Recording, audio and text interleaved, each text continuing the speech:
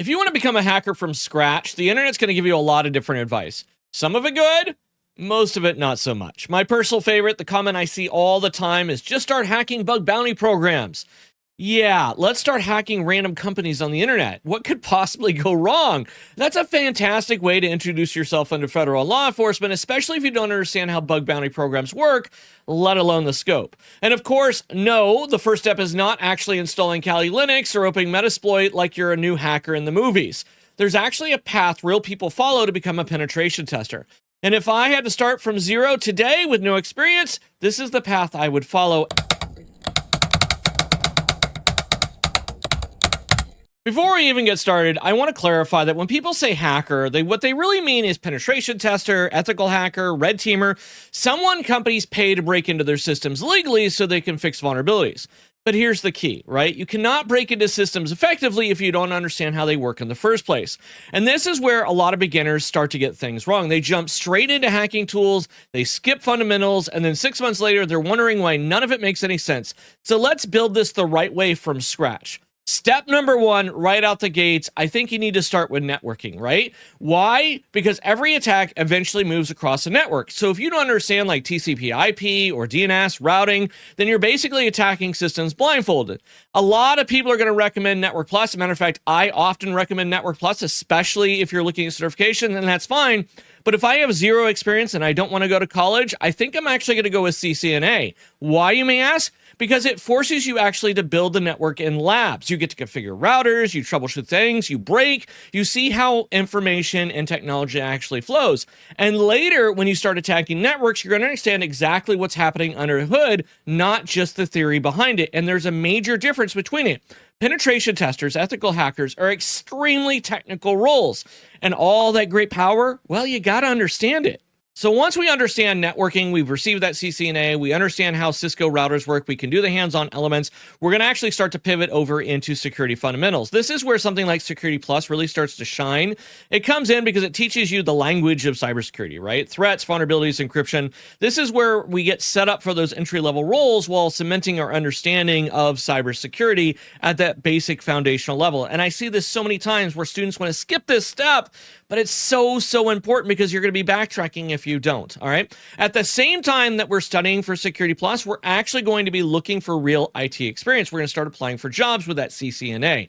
Now, I know, okay? Trust me when I get this. People want to get into cybersecurity. They imagine sitting, running in tools, breaking into systems all day, but I got bad news for you, all right? You're not going to get that job in pen testing with zero experience. It doesn't exist. You've got to have some real world IT experience behind it, but there's a key way of doing it, right? We don't want to just jump in to IT help desk if we can help it, all right? You have to remember that penetration testers don't attack random computers. They attack real environments, things like Active Directory, Windows Server, corporate networks, authentication systems.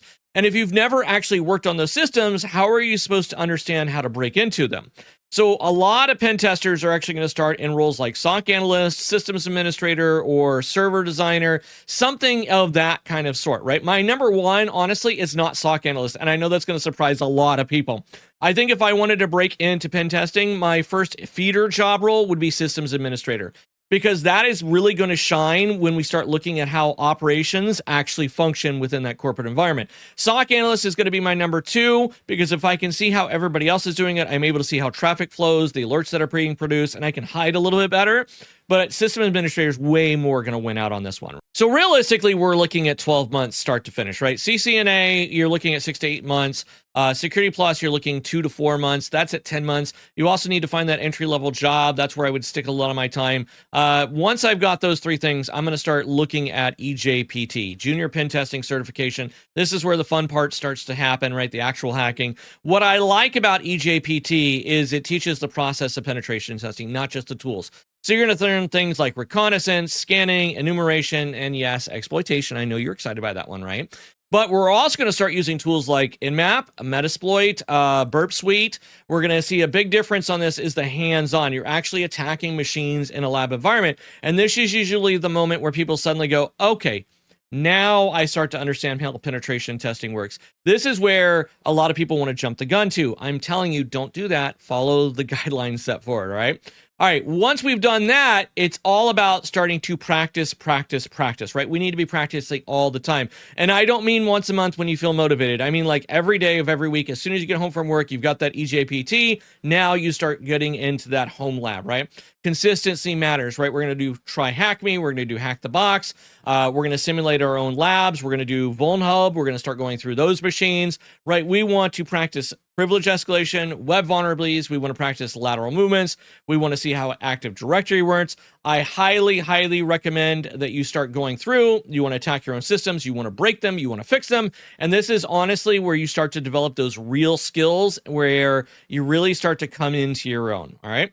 Platforms like Hack the Box are honestly one of the best ways to start building real offensive cybersecurity skills. Their labs and practice environments are really solid, and once you start moving beyond the basics, they really start to shine. Now, I put the links below in the description if you want to check it out. I also cannot stop but mention ZSecurity. I cannot say enough good things about this man. He's absolutely a fantastic instructor. This guy really knows what he's doing. His material has helped a lot of people break into pen testing. He's fantastic. His links are also below. Those are affiliate links, which means when you decide to use them, it helps support the channel. All right, let's get back into this. Now, while I'm doing that hands-on and practical lessons in my home lab and I'm using Hack the Box, I'm actually going to also start working on PNPT. That's the Practical Network Penetration Testing certification, right? This is where it starts to feel a lot closer to real pen testing works, right? You're going to learn in conjunction with VulnHub and Hack the Box.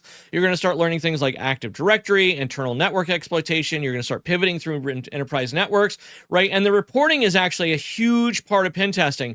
And that's because pen testers don't just hack systems. They have to explain to companies how they were broken into, why it matters, how you fix it, and PNPT does a really good job bridging that gap between learning hacking techniques and actually performing those real pen testing reports and those jobs as you're going through. Now, once I'm done with that, I feel like I'm in an area where I can actually start to move into the bug bounty program. This is where I'm going to start looking at HackerOne or BugCrowd and start to test real applications, not labs, right? Not a training environment. This is where it starts to get real. This is where you have to be careful. Make sure you understand the scope. And this is why I place so much emphasis on these certifications and training beforehand, because the worst thing that you can do is start going through this process, start to feel like you're really making some real strides towards your dream job of pen testing, only to get law enforcement on your butt because you broke federal law.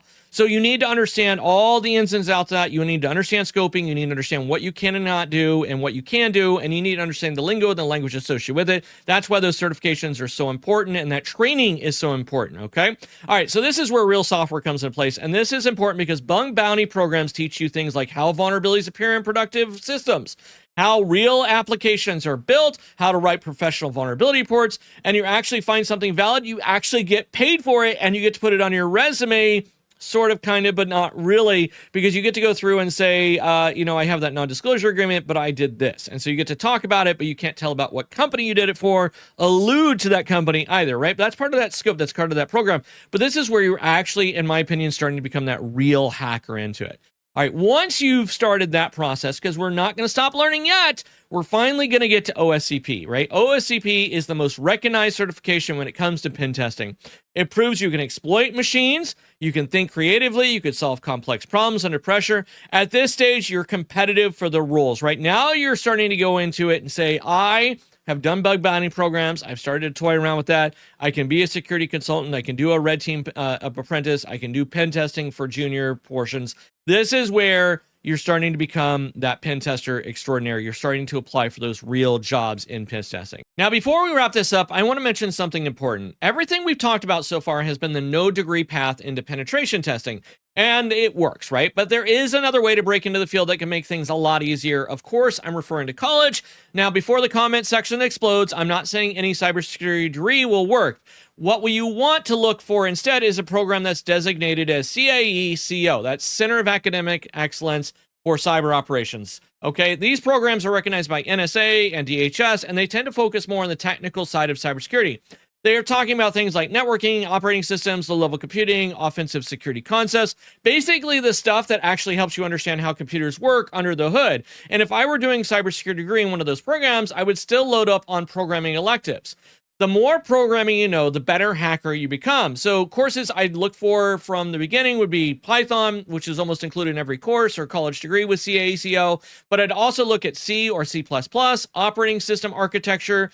I'd look at software development. Now, these are usually elective courses for a lot of it because those college programs that are CACO are so riddled with a lot of different things that you need to know. But we need to compound that. We need to add on to it with some extra programming. All right, so here's the thing that most beginners don't realize, okay? Great penetration testers aren't just people who run tools.